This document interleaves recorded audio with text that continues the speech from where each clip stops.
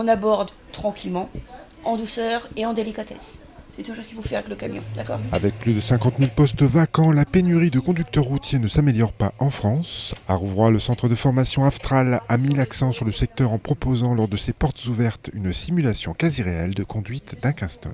C'est toujours un métier porteur, en tout cas sur notre secteur. C'est la raison pour laquelle aujourd'hui nous formons justement ces futurs professionnels de demain. Et nous ouvrons également une nouvelle section, en tout cas sur notre centre, pour que les jeunes soient de plus en plus tôt formés, en tout cas au métier de chauffeur routier.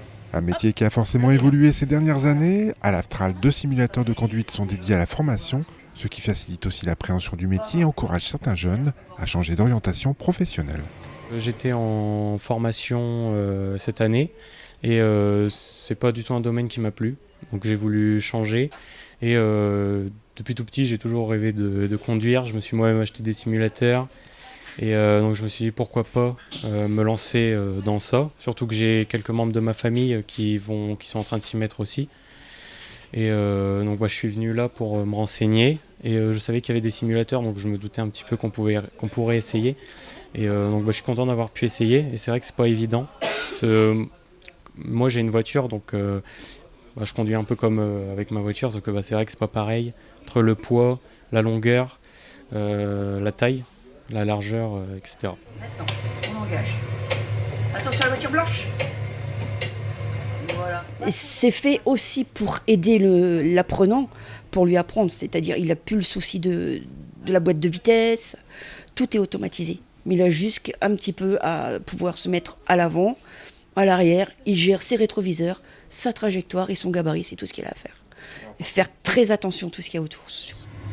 On fait attention à l'arrière de son véhicule. Au début, quand les gens arrivent, on voit tout de suite, en tant que formateur, on voit tout de suite les choses qui sont à corriger. Parce que ils gardent avec eux, ils emmènent avec eux sur le parc leur façon de conduire leur propre véhicule. Et là, on voit déjà, au bout de la première ou deuxième conduite, ce qu'il faut améliorer et leur faire comprendre d'améliorer. Et ces choses-là se travaillent aussi à la maison. C'est pas parce on est sorti, on est descendu du véhicule qu'il faut s'arrêter. Ça se perdure également avec le véhicule à la maison. Donc, tant qu'on peut employer le véhicule à la maison et s'aider, c'est un plus pour la formation. C'est 50% de gagné lorsqu'on va conduire un véhicule lourd. Voilà. Ensuite, on peut couper le contact. Ça permet quand même de sécuriser aussi quelque part le parcours lorsqu'on va en circulation, même pour les examens. On a quand même cette partie aussi plateau qui nous permet quand même en amont de mieux comprendre le cheminement, en tout cas, pour après pouvoir accéder à la formation. Pour être conducteur routier, il faut être titulaire d'un permis C et avoir un CAP. Le centre de formation Aftral intervient, lui, dans le cadre des FIMO, formation initiale minimale obligatoire. Même si les simulateurs facilitent les formations, la route restera la seule juge en termes de transport routier.